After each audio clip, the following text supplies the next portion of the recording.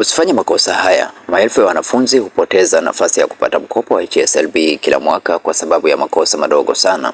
Kama unaomba mkopo wa HSLB 2026-2027, tazama video hii hadi mwisho ili usije ukajikuta umejiondoa mwenyewe kwenye mchakato wa maombi. Kosa la kwanza, kujaza taarifa ambazo hazilingani na nyaraka zako rasmi. Hakikisha majina yako, tarehe ya kuzaliwa na taarifa nyingine zinafanana kabisa na nyaraka zako rasmi. Kosa la pili ni kusubiri siku za mwisho kuomba mkopo. Usifanye kosa hili, omba mapema ili kuepuka changamoto za mfumo au mtandao. Na kosa la tatu ni kutokusoma mwongozo rasmi wa HSLB kabla ya kuanza maombi.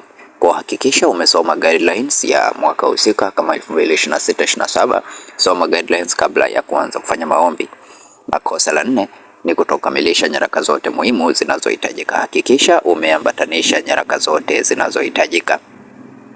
Kosa la tano ni kutokusaini sehemu zote zinazotakiwa kwenye fomu ya maombi. Kwa hakikisha kama kuna sehemu za kusaini, anapotakiwa kusaini mwenyekiti au unapotakiwa kusaini wewe au anapotakiwa kusaini mzazi, hakikisha sehemu zote zimesainiwa kabla ya kutuma maombi yako.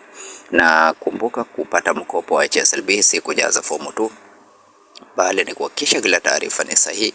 Kama video hii imekusaidia, like, share na subscribe ili usikose taarifa muhimu za HSLB 2026-2027.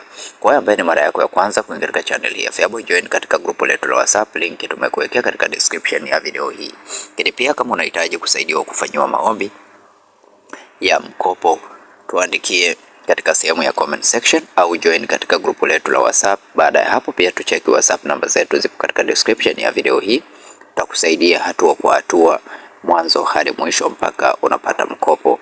Asante na karibu, tukutane tena katika video inayofuata.